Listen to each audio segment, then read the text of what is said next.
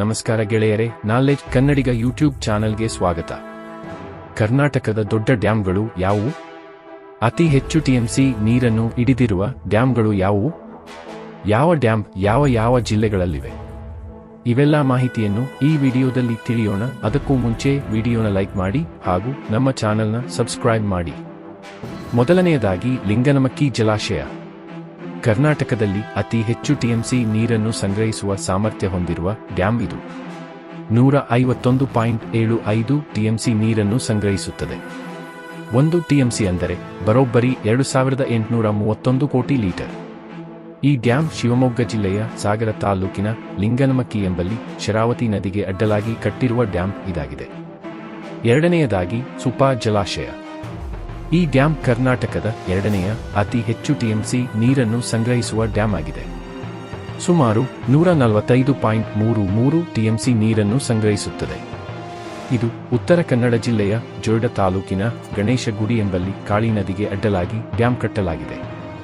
ಇನ್ನು ಮೂರನೆಯದು ಆಲಮಟ್ಟಿ ಜಲಾಶಯ. ಇದು ಕರ್ನಾಟಕದ ಮೂರನೆಯ ಅತಿ ಹೆಚ್ಚು ಹಾಗೂ ದೊಡ್ಡ ಡ್ಯಾಂ ಆಗಿದೆ.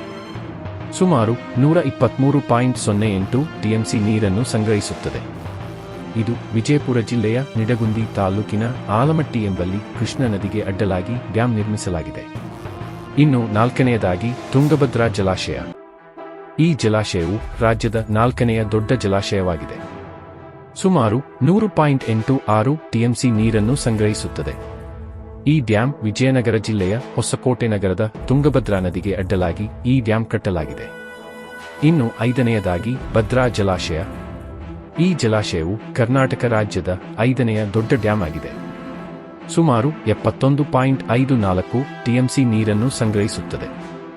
ಈ ಡ್ಯಾಂ ಚಿಕ್ಕಮಗಳೂರು ಜಿಲ್ಲೆಯ ತರೀಕೆರೆ ತಾಲೂಕಿನ ಲಕ್ಕವಲ್ಲಿ ಎಂಬಲ್ಲಿ ಭದ್ರಾವತಿ ನದಿಗೆ ಅಡ್ಡಲಾಗಿ ಡ್ಯಾಂ ಅನ್ನು ಕಟ್ಟಲಾಗಿದೆ. ಇನ್ನು ಆರನೆಯ ಜಲಾಶಯ ಬಂದು ಇಡಕಲ್ ಜಲಾಶಯ ಅಥವಾ ಘಟಪ್ರಭಾ ಜಲಾಶಯ. ಈ ಜಲಾಶಯವು ಕರ್ನಾಟಕದ ಆರನೆಯ ಅತಿ ದೊಡ್ಡ ಜಲಾಶಯವಾಗಿದೆ.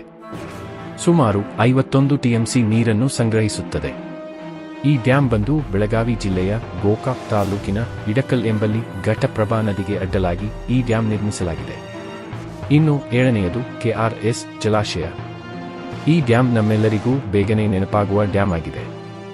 ಈ ಡ್ಯಾಂ ಸುಮಾರು 49.45 ಟಿಎಂಸಿ ನೀರನ್ನು ಸಂಗ್ರಹಿಸುತ್ತದೆ. ಈ ಡ್ಯಾಂ ಮಂಡ್ಯ ಜಿಲ್ಲೆಯ ಕೃಷ್ಣರಾಜ ಸಾಗರ ಎಂಬಲ್ಲಿ ಕಾವೇರಿ ನದಿಗೆ ಅಡ್ಡಲಾಗಿ ಈ ಡ್ಯಾಂ ಕಟ್ಟಲಾಗಿದೆ. ಇನ್ನು ಎಂಟನೆಯದಾಗಿ ಮಲಪ್ರಭಾ ಜಲಾಶಯ.